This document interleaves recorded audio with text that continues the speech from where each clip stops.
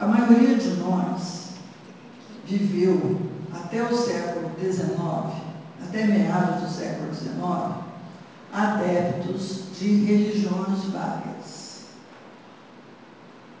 Não vamos falar eles, não. Éramos nós. Tá certo? Éramos nós. E em todas as religiões há livros ou textos sagrados, cujo conteúdo não pode ser mudado. São Dogmas. Então, quando nós falamos que o Espiritismo é uma religião, nós temos que saber que tipo de religião nós estamos falando. Porque senão nós o colocamos sob esse caráter dogmático, e aí a ciência prova uma novidade e nós não aceitamos. Certo? Isso seria, assim, uma coisa muito explícita. Mas essa questão permeia uma série de coisas. Por exemplo, há espíritas que você diz assim: o espiritismo não é uma ciência experimental. E aí o companheiro diz: onde que Kardec falou isso? Se você souber, no Livro dos Médiuns, capítulo 2, item 31, ok. Mas se você não souber, eu só sei agora porque eu andei lendo isso recentemente. Mas se alguém me perguntasse de súbito, onde está escrito isso? Eu dizer, olha só, em algum lugar do Livro dos Médiuns. Numa discussão, eu já estava perdida. Porque o oponente ia dizer, você nem sabe, está falando bobagem. E aí saímos dizendo assim, porque Kardec falou, porque Kardec falou, porque Kardec falou. Kardec não falou nada. Kardec anotou o que os espíritos falaram. A única coisa que Kardec falou são aquelas notas que a gente encontra pouquíssimas nos livros da codificação. O restante todo não foi Kardec quem disse. Não foi. Foram os desencarnados que disseram. Então Kardec não falou nada. Só foi um instrumento. Só foi um instrumento. E aí tem o seguinte: o Livro dos Espíritos foi editado em 1857, cento e tantos anos atrás. Quando eu estava lá na França e li a primeira edição do Livro dos Espíritos, eu compreendi aquilo de uma forma. Hoje, cento e tantos anos depois, pleno século XXI, eu leio e compreendo de outra. As palavras são as mesmas, sempre serão as mesmas, mas o sentido que eu encontro nas palavras mudará, sempre mudará, porque eu estou mudando. Como que eu posso ser adepta de uma doutrina progressista e lançar sobre esta doutrina um olhar preconceituoso, um olhar cheio de ideias pré-concebidas? Isso é excludente. Ou a doutrina espírita é progressista, isso quer dizer que ela vai mudando junto com o progresso da humanidade, ou ela não é. E aí ela fica dogmática, porque à medida que eu evoluo e passo a compreender diferente, se eu tiver que ficar prisioneira de uma ideia concebida há cento e tantos anos atrás, eu vou chamar aquela ideia de dogmática. Ok, minha gente? Então, eu não posso aceitar qualquer coisa, nem qualquer livro, mas eu primeiro tenho que ler, primeiro eu tenho que ouvir, primeiro eu tenho que refletir, eu tenho que comparar para dizer, isto é bobagem ou legal, isso é uma ideia nova que vai levar a gente a algum lugar, certo? Então não é porque o livro é psicografado que ele é bom, porque quem é o autor do livro psicografado é um espírito que não ficou maravilhoso, que não ficou super, hiper inteligente só porque desencarnou. Ok? Então, se o espírito está psicografando um texto, dizendo uma bobagem, e o médium que está servindo de intermediário não tem critério para reconhecer que é bobagem, o livro é editado como sendo um livro espírita. E aí você vai ler de gente, o que é isso? Você tem que ter critério. Agora, você não pode recusar. Também não pode recusar os livros de autores encarnados porque você só acha que é doutrina espírita aquilo que é fruto de psicografia. Percebe os exageros? Nós não podemos cair nesses exageros. Nossa doutrina exige de nós uma fé lógica e raciocinada. Então precisamos ter esse match. E está escrito aí, isso foi extraído de O Livro dos Médiuns. A doutrina espírita aceitará e se imporá todas as mudanças que o evoluir da humanidade tragam como sendo informações novas e verdadeiras. Tá? Não podemos olhar a doutrina espírita pelo espelho retrovisor. Ler Kardec é ótimo, é necessário, é imprescindível, mas ir além é necessário, é imprescindível, é muito bom. Certo? Vamos voltar então. Então ficou claro? Vou ler de novo o trecho. Caminhando de par com o progresso, o espiritismo jamais será ultrapassado. Porque se novas descobertas lhe demonstrassem estar em erro acerca de um ponto qualquer, ele se modificaria nesse ponto. Se uma verdade nova se revelar, ele a aceitará.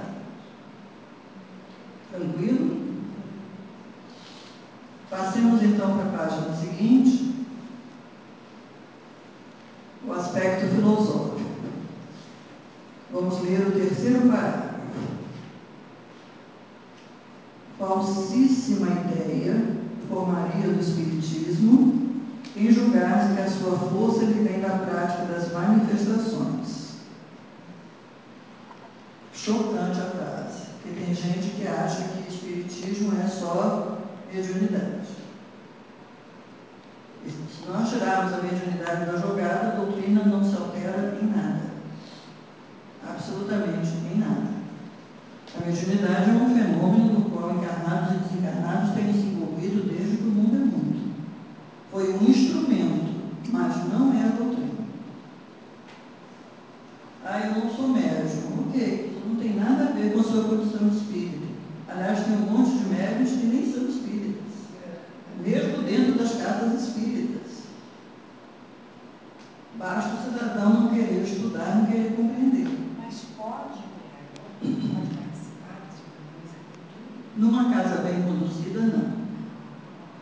Numa casa bem conduzida, não. Então, por exemplo, aqui nos Cristófalos, você pode chegar atribuindo-se qualquer tipo de mediunidade. Ninguém vai dizer que é bom, que é ruim, tem que sim, nem que não. Você vai ser convidado a participar de reuniões públicas. Por quê? Porque o diretor doutrinário é chato? Não.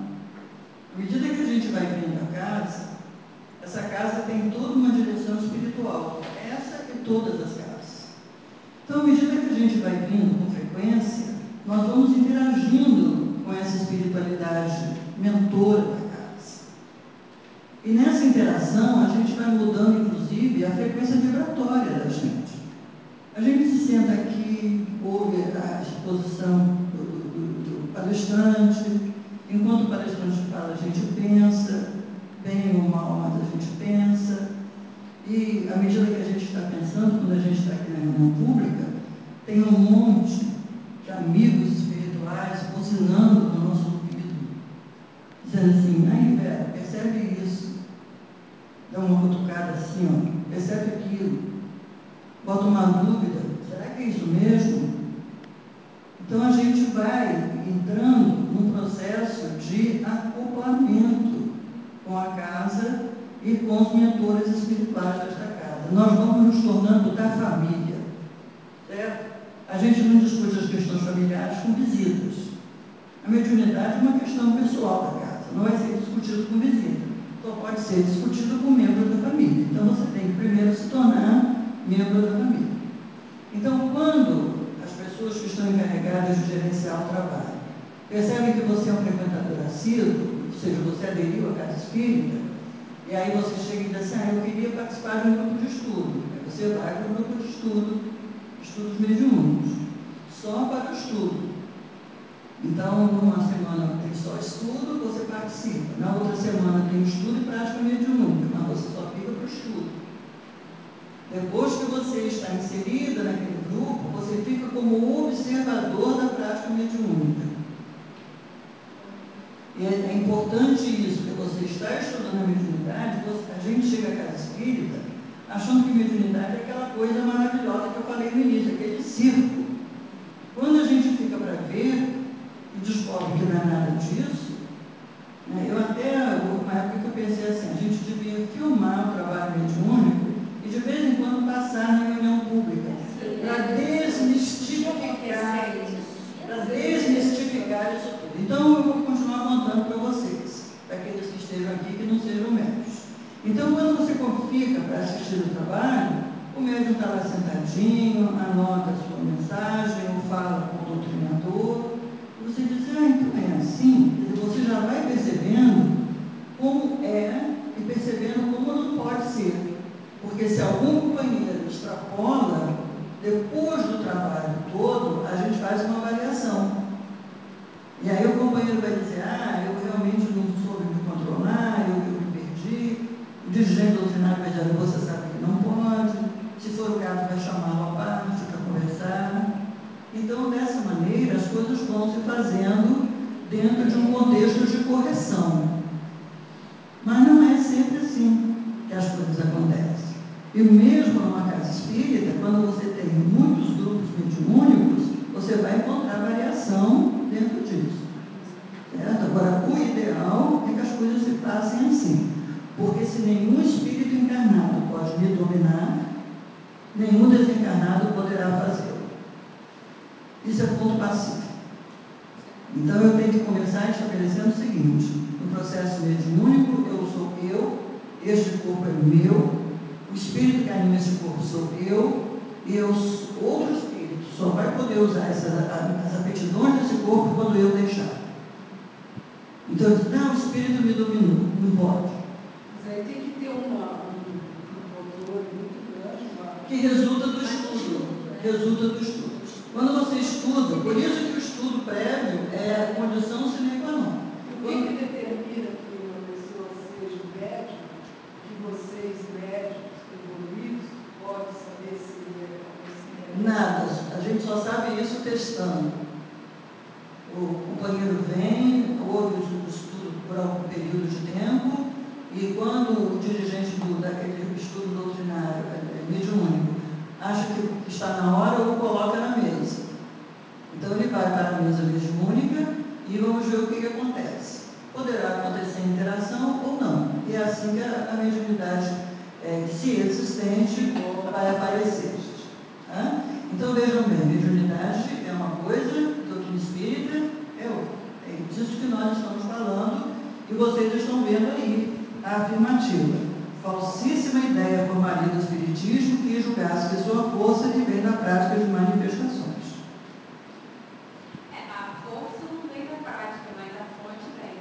A fonte inicial foi, mas a fonte inicial, nesse momento da doutrina, se a mediunidade deixasse de acontecer, não alteraria a doutrina em nada. Já está bem solidificada. Pode ser que no futuro essa mediunidade sirva para um novo influxo, mas isso pertence ao futuro. Ninguém cogita de interromper o trabalho mediúnico. Toda casa tem que ter o trabalho mediúnico, porque se nós não estivermos apostos e vier alguém para trazer uma inovação, não encontrará a porta aberta. Entendeu? Então o trabalho mediúnico é necessário. Além do que, é um trabalho que permite que desencarnados que estão confusos sobre sua condição de desencarnados possam ouvir explicações e se aquietar. A maior parte das reuniões mediúnicas se destina a isso. Não é para anotação de mensagens mirabolantes, não